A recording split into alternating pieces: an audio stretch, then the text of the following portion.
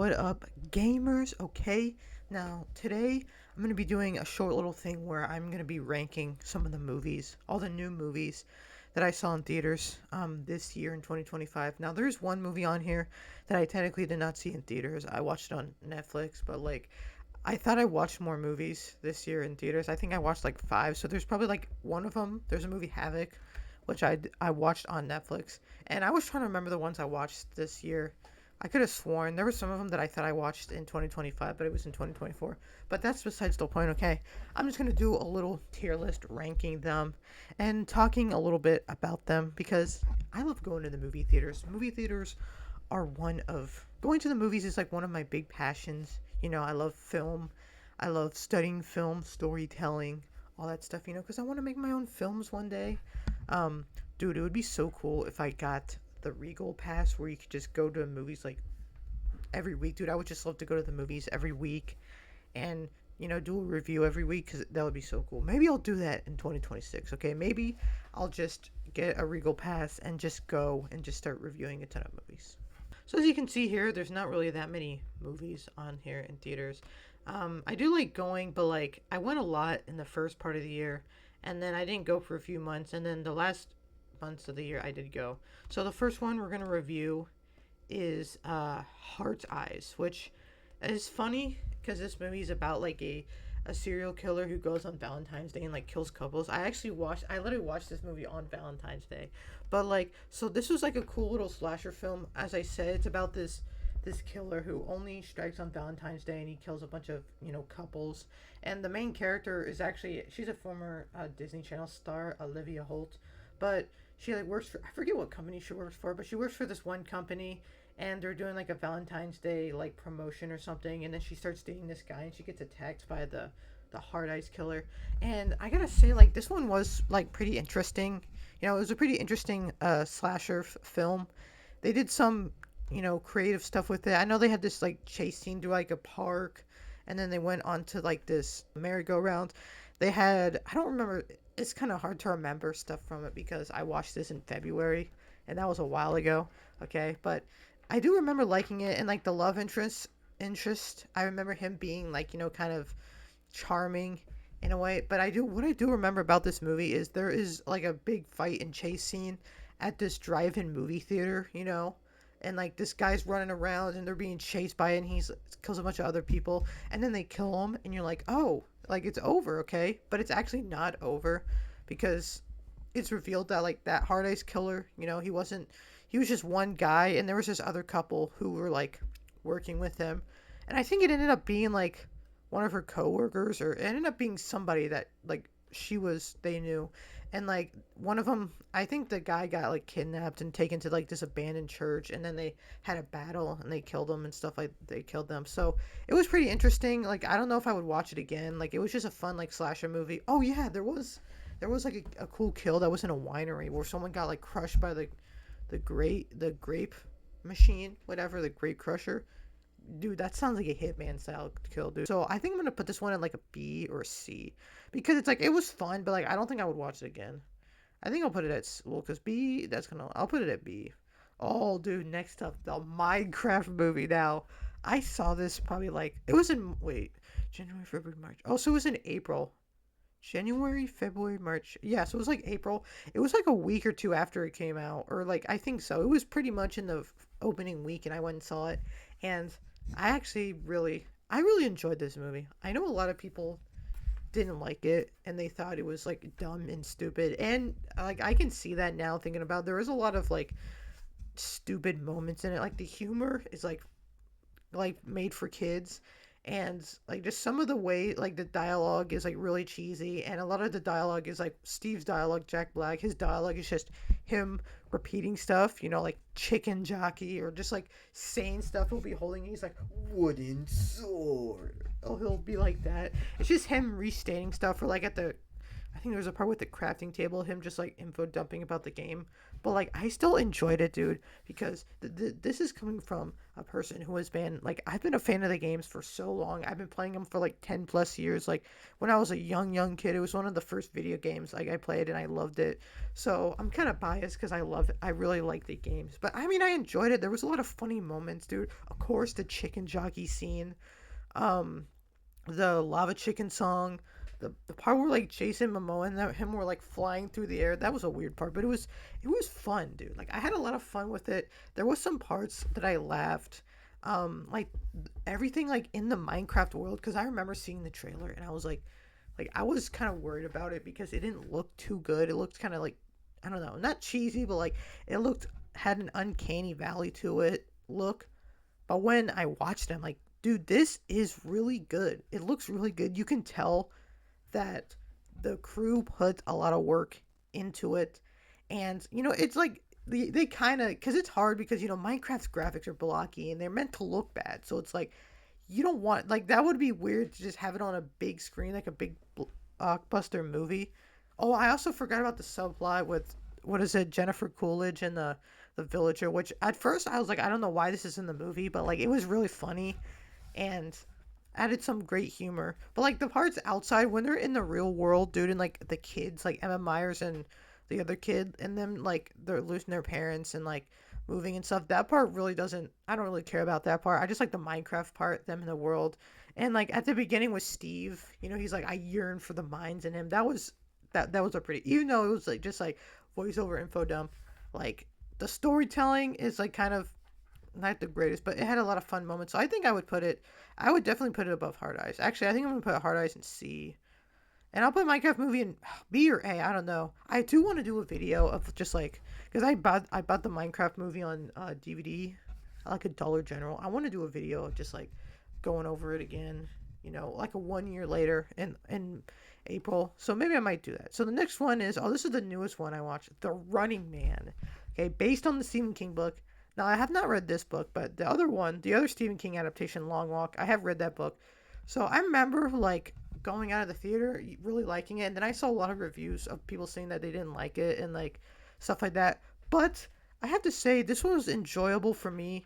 I haven't read the book, so I don't know like what the difference are between it. But basically, the story is like there's this guy, Ben Richards, that played by Glenn Powell, and like him and his wife, they have a sick child and he's struggling for money. So then he gets onto this show called The Running Man, which is like this reality style competition show where I think there's two other people. It's like the government chases you for 30 days, and every day that you outlast them you get more money, and if you survive 30 days you just get like a crap ton of money.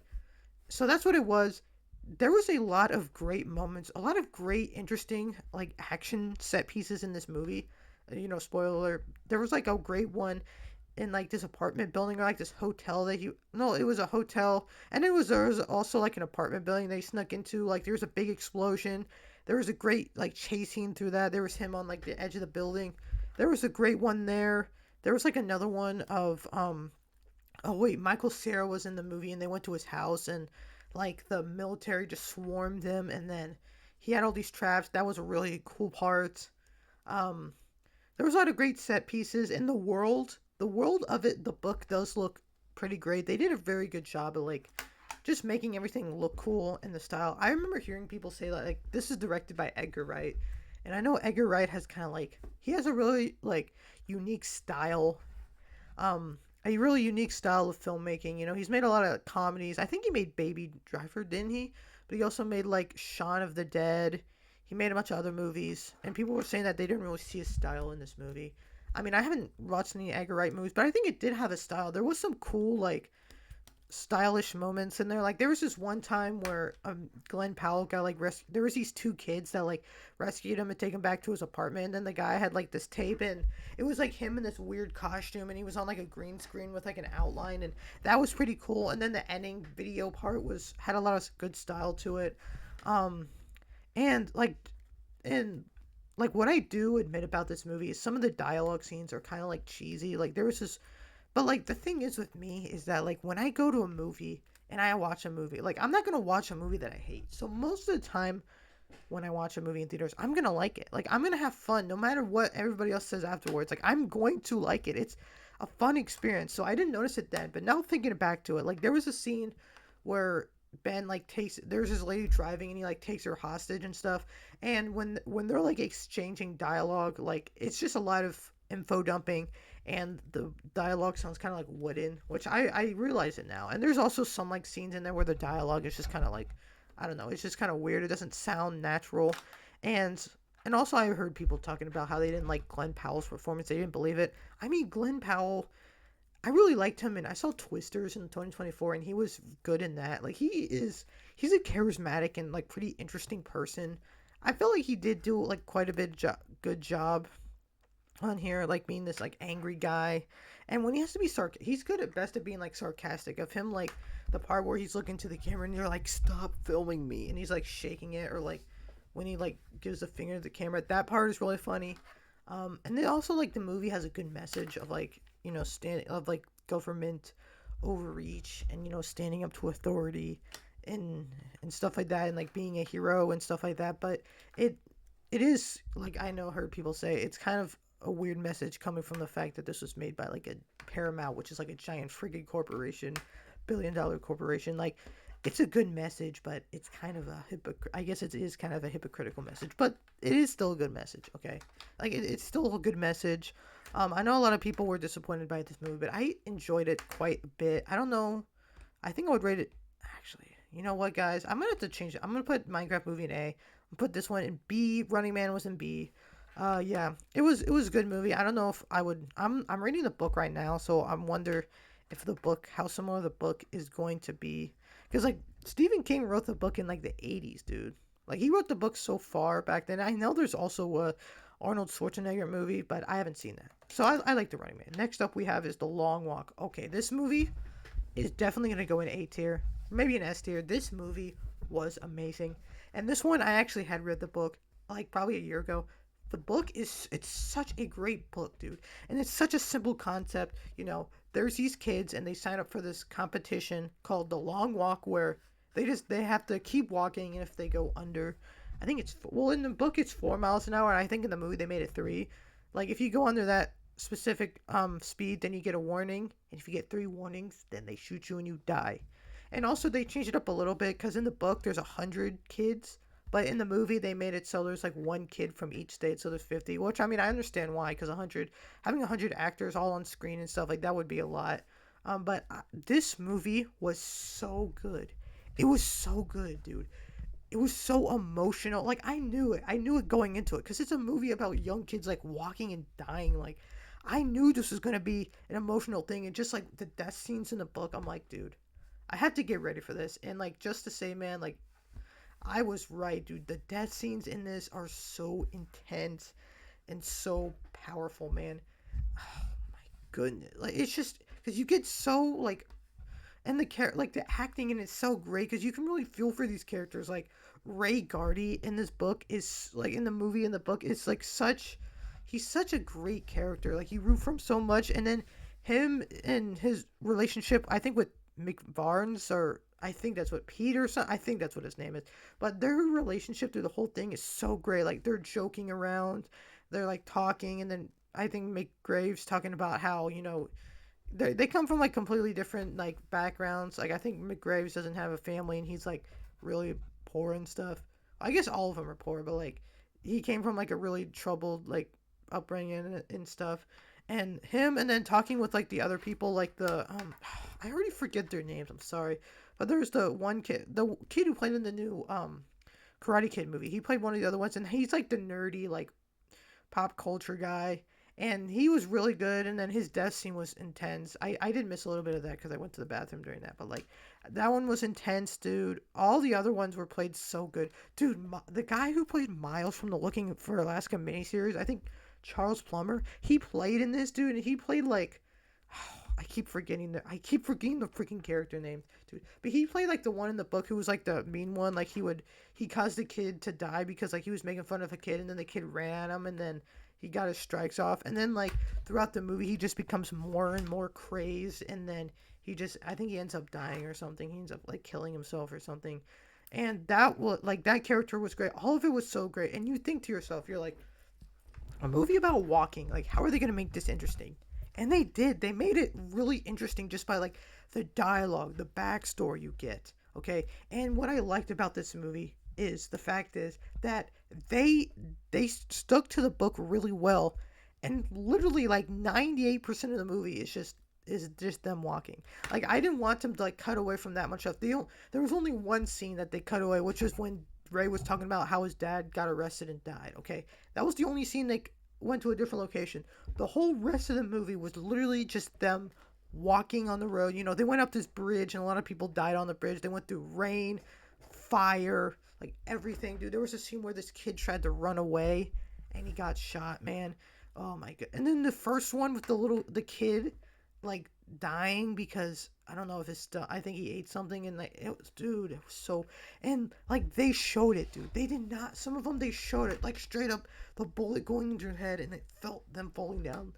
Like they did not shy away from showing just the violence and just like the terrible nature of this whole thing, man. And like the message of the movie, just like how like Ray was talking about how they didn't really have a choice because it's like they're all so desperate. Like they all live in like terrible conditions. They're poor. It's like they didn't like really have a choice because all the boys do it. You know, they're like if you wanted something, they're like the only way for them to get a better life or for them something to do better is to get in this and win, dude. It's kind of like a rite of passage for them to sign up for this walk, and also just like the whole the whole the world. You know, you don't get to see too much of it, but you hear from conversations how like it's war torn and like people are like barely getting by, and just it's everything, dude. It's just so like it's just such a great like atmosphere and this. I can't say enough praise for this movie. This movie is so good, but and also the ending. The well, I guess the one thing big change is the ending of this book. So the ending of this book is completely different from the no, the movie and the book. The book ending is Ray winning, and it's kind of mysterious because he like walks and then he stops and he sees like this hooded figure or something, and he walks off into the distance. You know, it's different. But the ending in the book, not the book, I meant the movie, is I think McGraves. I think that's what his name is. But he wins because Ray like they keep wanting to sacrifice themselves, and Ray ends up just sitting down sacrificing himself, and it's raining and like people are crying, and then the major asks for his wish, asks what wish he wants, and Peter's like a gun. So he takes a gun and then he points it and he shoots the general or something. He shoots it because I think I remember later earlier in the movie Ray was talking about how he wanted to do that, you know, get like revenge or something and like help people out. And so Peter McGraves was like, "Oh no, you don't like revenge and stuff. That's not good." But by the end of the movie, I think that's what he said. By the end of the movie, you know, he changed and he did that for Ray. And I remember watching them like, "Oh, that's like it's a different one." But I kind of feel like it is more satisfying, you know. And like even though like some of the kids in here like are bad, like you just feel for them. You just feel for them. And the character work and just everything surrounding this movie is so great. It looks good. I have to I think I might have to give this S tier. Like this was a top notch movie. Okay, next up we got is Novocaine. Okay, this one was great. So this one is like an action thriller comedy about Nathan Kane, played by Jack Quaid, and he has a special condition where he cannot feel pain, and he works at a bank. And one day, this girl that he likes, you know, they go on a date and stuff. She gets kidnapped by these bank robbers, and he has to go after her. Okay, and now this movie was such a breath of fresh air because there were so many stale action movies out there. There's so many remakes and sequels. This one was a great original movie. Okay, just the concept alone of like a man who can't feel pain. It's such a unique concept, and like there's so many things in this movie, so many unique action scenes that they did to like set this up. Okay, now one thing is about his conditions, like they say he can't feel pain, but that doesn't. He's not invincible. Okay, he's not invincible. He can still die. He just can't feel it. So like in the movie, I like how it like the character arc that Nathan goes through in this movie because he starts out like he's really like shy and he's cautious because it's like why would he be cautious? Like, he can't feel pain, but he's like, since he can't feel pain, like, that would be a bad condition because it's like, you don't, like, if you break your leg, you don't know. So it's like, or like, if you cut yourself, you wouldn't feel it. So you don't know if you have an infection. You don't know, like, you could have a disease or something and you don't know, and then you just die. Like, you die. So, like, he was so careful, so cautious about everything. And then he meets this girl at the bank, and they start talking, and because he has like he can only eat liquid, because he's like, he might choke, so it's like, oh, he only eats liquids. He's very restrictive movements, very restrictive diet and stuff like that. And then he meets this lady, and they go to this diner, and she's like, oh, you should try this pie, and he's like, no, no, no, he doesn't want to do it. And then he finally does it, and he's like, oh my goodness, this is so good.